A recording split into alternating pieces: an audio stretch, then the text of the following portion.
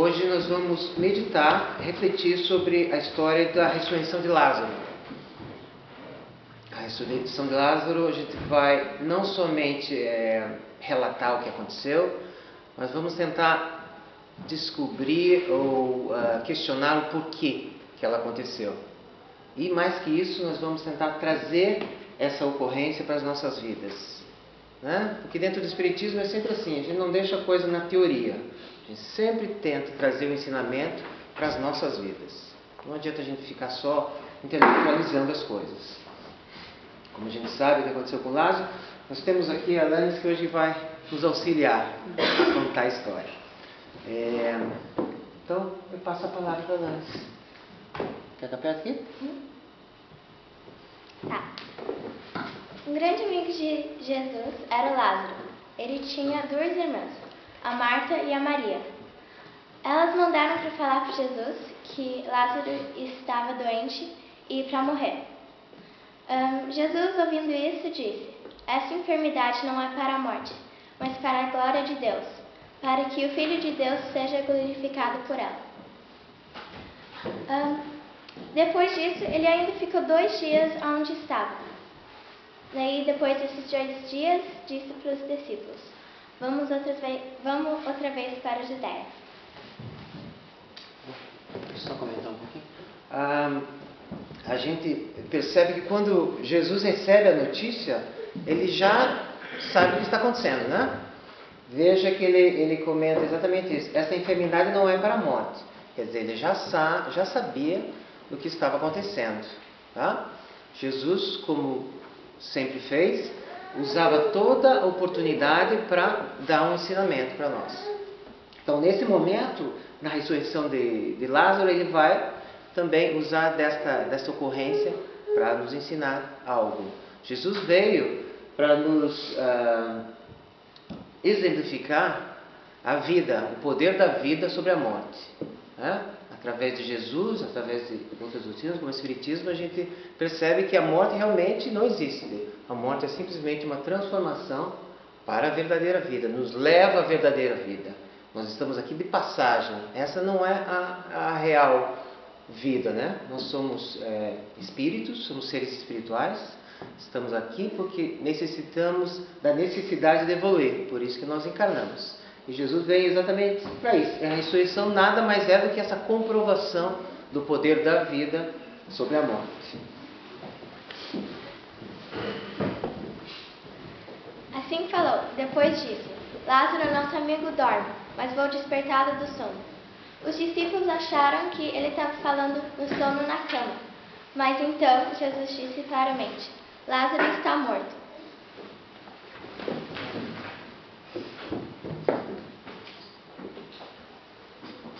Então, Jesus já sabia do que estava ocorrendo, né? Ele só dorme. Veja que Jesus muitas vezes curou à distância. Então, Jesus poderia ter feito isso. Em várias oportunidades no Evangelho, por exemplo, do filho de Jairo. Jairo era o chefe da sinagoga de um templo. E Jairo chega a Jesus e fala que a sua filha está adoentada e tal. E Jesus cura a filha dele à distância.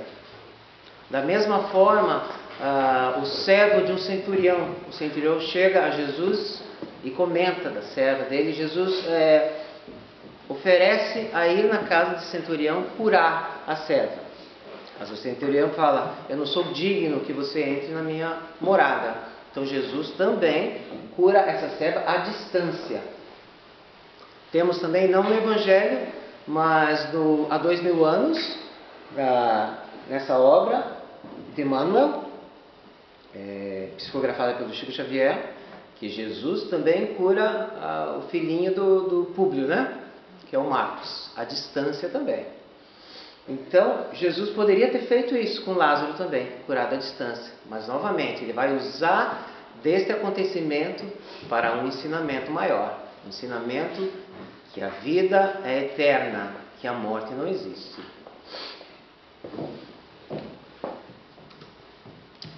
Quando Jesus e os discípulos chegaram na Judéia, Já havia 4 dias que Lázaro estava morto.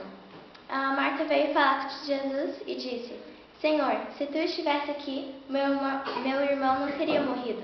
Mas também agora sei que tudo quando pedires a Deus, Deus te considera. Jesus falou: teu irmão há de ressuscitar. Daí ela fala: eu sei que há de ressuscitar na ressurreição do último dia.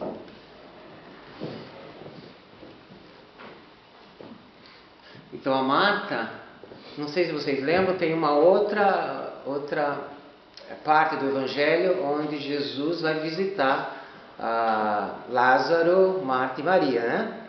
Jesus era muito apegado a eles, amava eles como irmãos mesmo, essa família, né? Lázaro, Marta e Maria. E então numa ocasião Jesus vai visitar essa família. E não sei se vocês se recordam, a Marta é daquela pessoa que gosta de limpar tudo, então ela limpava, ela queria arrumar toda a casa que Jesus estava para chegar, queria cozinhar, queria fazer tudo. E a Maria, não, a Maria só estava ali esperando Jesus e escutando as palavras de Jesus, os ensinamentos de Jesus.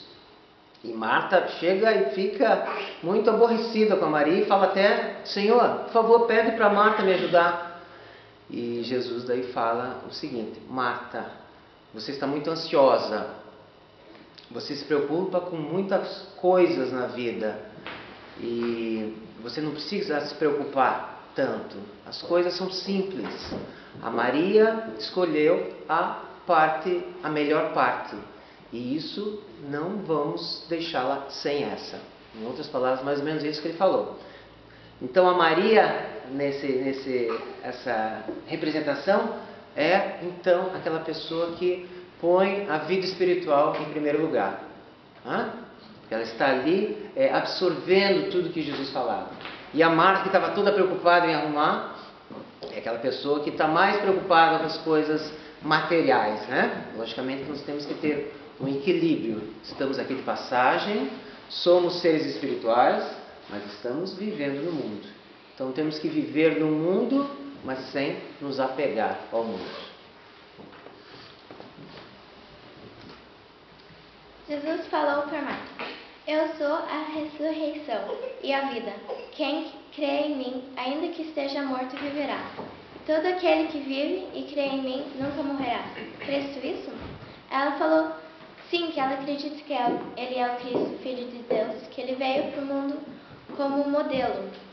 E dito isso, partiu e foi chamar a Maria para falar com Jesus. Veja que Marta já tinha se renovado depois dessa ocasião, né? Ela já tinha falado: sim, eu creio que tu és o Cristo, Filho de Deus, que havia de vir ao mundo. Então a Marta já está transformada daquela outra ocasião que tinha ocorrido, né? Ela estava mais preocupada com as coisas materiais. Pode continuar. Quando Maria chegou onde Jesus estava, ela lançou-se aos pés e disse a mesma coisa que a Marta tinha falado para ela: Senhor, se tu estivesse aqui, meu irmão não teria morrido. Quando Jesus viu a Maria e os judeus em volta dela chorar, ele moveu-se em espírito.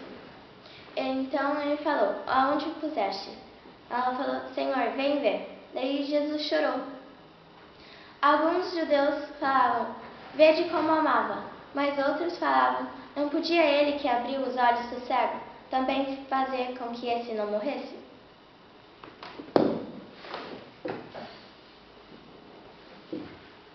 Veja como Jesus realmente gostava muito dessa família, né?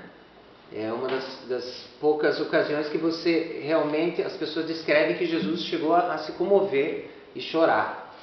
E os judeus aqui, então, você vê, alguns judeus se comoveram também, vendo como Jesus amava essa família.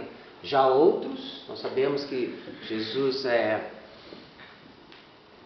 representou os fariseus e os escribas como aqueles que estudavam muito a teoria, as leis, mas não aplicavam, né? E parece que esses são alguns deles, né? Não podia ele, que abriu os olhos do cego, fazer também com que ele esse não morresse, então estavam duvidando do poder de Jesus, né? Então, quando eles chegaram aonde Lázaro estava, era uma caverna com uma pedra grande na frente da entrada. Jesus falou: tire a pedra. Mas Marta falou que já cheirava muito, porque já era 4 dias que ele estava ali dentro. Daí Jesus perguntou para ela: não hei te dito que se creres verás a glória de Deus? Então tiraram a pedra, e daí Jesus levantou os olhos para cima e disse: Pai, graças te dou por me haverás ouvido. Jesus sabia que Deus sempre está ouvindo ele, todas as pessoas em volta, mas ele só falou isso por causa da multidão que estava em redor, para que ele também acredita em Jesus e em Deus. É exatamente isso. Então Jesus também usa essa oportunidade para reforçar a fé daquele povo, né?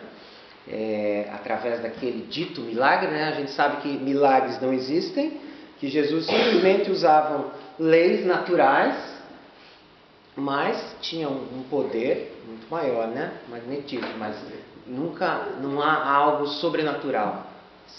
Jesus, como nós podemos fazer também, usar das leis naturais para as curas, para coisas que se chamam de milagres.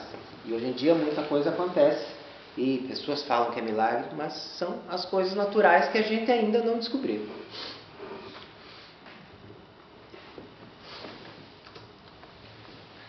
E tendo dito isso, clamou com grande voz: Lázaro, sai para fora. Ele saiu com as mãos e os pés ligados com faixas e o seu rosto em volta de um lenço. Jesus falou: desligai-o e deixai-o ir. Muitos que viram isso acontecer começaram a acreditar nele, mas outros foram direto para os fariseus e disseram-lhes o que Jesus tinha feito. Então aí tá. Então Jesus com o seu poder extraordinário, com o seu magnetismo, faz com que Lázaro volte à vida. Logicamente aí nós temos que entender o processo, né? Nós sabemos que existe o laço entre o corpo e o espírito, que é o que nós chamamos de perispírito. Então, é o perispírito que está ligado ainda. Não se tinha desfeito a ligação do perispírito de Lázaro com o seu corpo. Por isso, Jesus, vendo tudo isso, ele percebeu que ele poderia voltar ao corpo e ressuscitar. Ressuscitar o que é? Voltar ao mesmo corpo. Isso só ocorre se o perispírito, ou essa extensão do perispírito, esse fio, não esteja rompido totalmente, né? Então Jesus percebe essa ligação, e aí Lázaro realmente pode voltar. Assim como ocorre às vezes em pessoas que estão em coma e voltam. Pessoas que têm ocorrências de morte, né?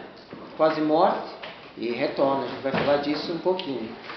Então, através desse acontecimento também se prova que há essa ligação entre o corpo e o espírito, o que nós chamamos de perispírito.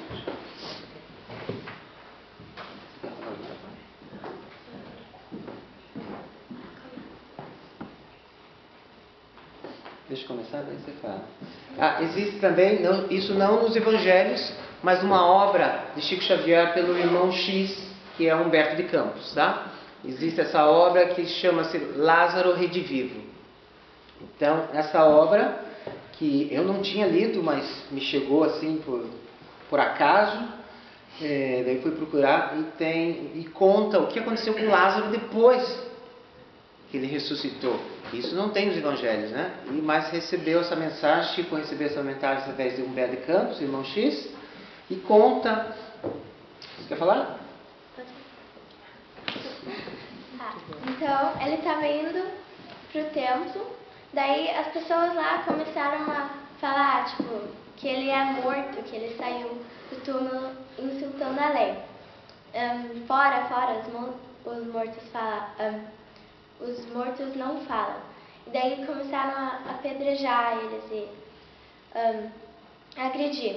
Daí Lázaro fala: fariseus, escribas, sacerdotes da lei e filhos de Israel, aquele que me deu a vida tem suficiente poder para me dar-nos a morte. Daí todo mundo ficou em silêncio e saiu. Exatamente. Lázaro ficou surpreso com aquilo, né? Ele chegou, ele conhecia as pessoas ali, eram pessoas que ele brincava na infância, eram escribas que ele admirava. E quando ele chega no templo, depois disso que tinha acontecido, há uma hostilidade geral. As pessoas não aceitam ele, não aceitam que ele teria voltado, né? E acham isso um insulto para a lei. E então começa a agredi-lo, começam a insultá-lo e tem até um deles o pega pela túnica e quer levar ele para o sinédrio para julgá-lo. E daí ele fala isso que faz todo mundo ficar quietinho. Fariseus, escribas, sacerdotes da lei, filhos de Israel, aquele que me deu a vida tem suficiente poder para dar-vos a morte. Assim, daí todo mundo começou a sair. Daí ele percebeu que ali não era mais a sua morada, né? Não se sentia tão bem ali com os judeus na sinagoga. E ele então vai procurar a casa humilde de Simão Pedro, que é o apóstolo que Jesus mais tinha afinidade, né? Que estava mais perto de Jesus. E ali então Lázaro encontra um lugar que ele possa crescer espiritualmente. Isso não está no Evangelho, mas está nessa obra Lázaro Redivivo. Então vamos voltar um pouquinho para recordar que só aconteceu a ressurreição de Lázaro porque existia essa ligação do perispírito no corpo de Lázaro. A gente vai falar um pouquinho disso. Então prova a existência do perispírito a ressurreição de Lázaro. Tá? Então o que é o perispírito?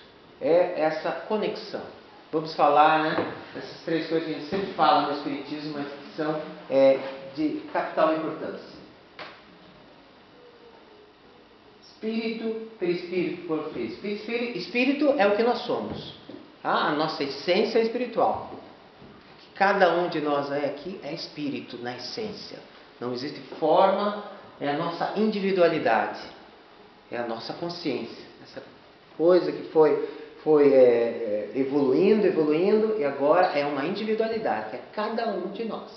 Não vamos confundir com a nossa personalidade, algo que a gente assume numa encarnação, né? Eu sou o Joca, nessa encarnação o Joca vai desencarnar, mas o espírito que está aqui vai reencarnar num outro corpo, vai ter um outro nome, vai ter uma outra história e assim nós continuamos. A nossa individualidade é espiritual. Nós somos espíritos. É a consciência. O espírito é eterno. Nós vamos viver eternamente. Tá? Não vamos tentar entender isso intelectualmente, que não dá. É uma coisa que a gente não tem a capacidade de entender a eternidade. Mas temos a possibilidade de saber que nós não vamos morrer. Tá? A morte realmente não existe. O corpo físico, então, é essa roupagem aqui, né? Que a gente precisa ter para estar aqui nesse corpo, nesse mundo material. Por que nós precisamos ter? É a nossa necessidade de evolução. O espírito precisa encarnar no corpo, passar as dificuldades, as coisas, para evoluir. Por isso que nós temos essa vestimenta aqui, esse instrumento físico para usar aqui. É um instrumento transitório. É bom a gente já pensar nisso, né? A gente olhar no espelho e ver que isso aqui vai acabar um dia.